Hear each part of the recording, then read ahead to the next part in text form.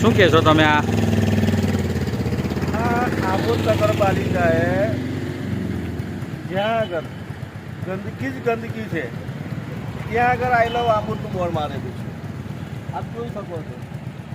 આની જગ્યા પર તો આઈ લવ ગંદકી મારવાનું હતું કે આટલી ખરાબ પરિસ્થિતિ અહીંયા આજે કામ કરવામાં આવ્યું છે તે પણ આપ જોઈ શકો છો કે થોડાક જ દિવસમાં તૂટી ગઈ. આ જોઈ લો, બધા પીવા પ્લગ નીકળી ગયા છે.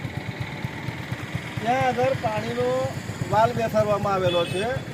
એ આખા રેલવેની પેલી સાઈડનો આખો જે વિસ્તાર છે એમાં પીવાનું પાણી પહોંચે છે અને ત્યાં વાલ બેસાડેલો છે અને એના ઉપર પણ કોઈ પણ જાતનું પ્રોટેક્શન કે ઢાંકણું બેસાડવામાં આવેલું નથી. બીજી બાજુ આપણે આ જોઈ શકો છો, વાલ બેસાડેલો છે ભૂગર્ભ ગટર યોજનાનો એર વાલ.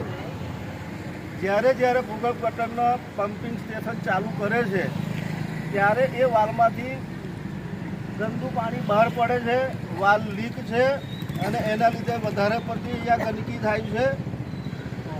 તો આના માટે શું પાલિકાના સત્તાધીશો ફક્ત પૈસા બનાવવામાં જ રસ રાખે છે, બીજું કંઈ કરવાનું એમને સમજ જ નથી પડતી.